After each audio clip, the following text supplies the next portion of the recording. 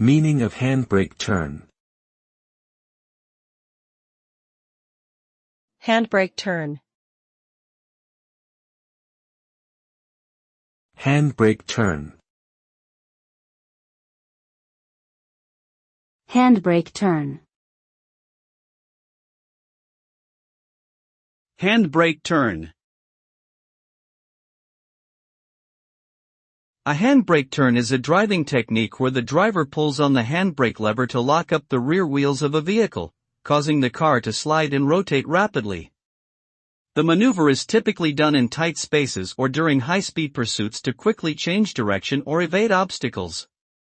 The result of a successful handbrake turn is a thrilling and impressive display of car control, with the vehicle sliding sideways while the front wheels point in a new direction. However, it is a dangerous move that can cause accidents and damage to both the car and surrounding objects.